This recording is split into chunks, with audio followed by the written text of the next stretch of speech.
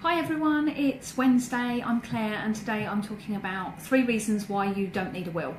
So will writing is something that people tend to put off. They think it's something they don't really need, or they know they need to do it. They don't want to do it. They think that by doing it they're tempting fate, or it just ends up in their to-do pile and they don't really get round to it. But anyway, there are 3 main reasons why you may not need a will after all. So the first thing is that you don't actually care who gets any of your stuff. So if you haven't got a will, the rules of intestacy say who gets your stuff after you die. If you are married, a proportion of it will go to your spouse.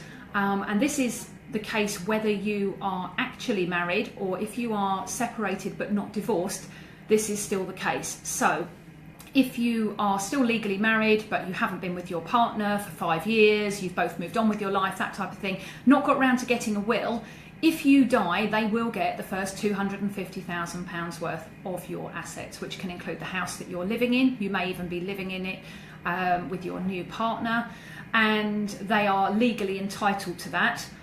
And after you're gone, there won't be anything that you can do about that. So that's something that you should bear in mind. The other reason you might not want a will is that you don't mind what happens to your children after you die. So if you die without a will and both parents go at the same time, the children will be made wards of court. Now what this means essentially is that they will end up in foster care while your family make an application to the court for residency, and this can happen within a few days, it can take a few weeks. Ultimately, if your children have just had the upheaval of losing both parents, most families would like other people in their family or close personal friends to look after the children. If you haven't got a will specifying guardians, this is not automatically going to happen, and this could cause a headache and an upset for the people that you leave behind. Now, the third reason that you might not want a will is that you might think you haven't got anything to leave anybody. And why, in some cases, this can be true. If you own a house jointly with another person, whether that's your husband and wife or your brother or a parent or whoever, then when you die, they will automatically get that. You don't need a will for them to have that. But if you've got other things, so you've got savings or an ISA, or you've got a pension from an old employer, anything like that, or you've got a car, you might have an antique collection, a guitar, anything that you want to go to somebody.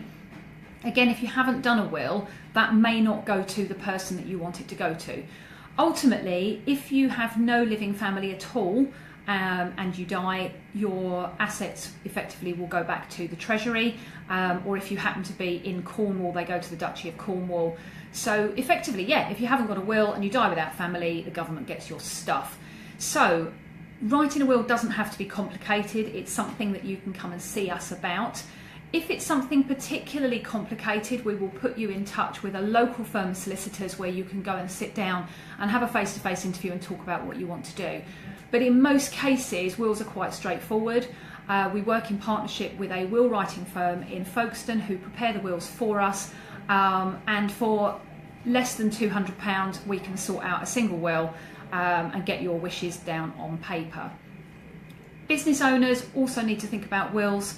If you are a limited company director and you have shares with somebody else in a business, this is where it's really important that you have a will and that you have a cross-option agreement, because otherwise if something happens to you, your shares will go to your partner or whoever is either specified in your will or isn't through the intestacy. So your shares potentially could go to your parents, for example, and then your business partner or your friend could end up having to run the business that you guys have set up with your parents, which might not be what they want.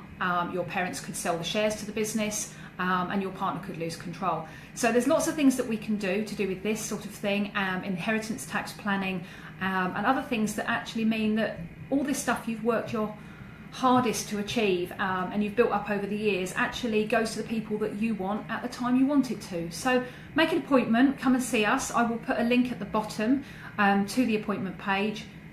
Come and have a chat about wills and things. If you've got a will and it's out of date, we can arrange to have that reviewed for you. So if you have recently got married, or you have recently got divorced, or since you last wrote your will, you have had children, changes will need to be made. It doesn't need to be expensive, doesn't need to be stressful, but it really is something that most people need to do. So I'll see you another day. Thanks for watching. Bye.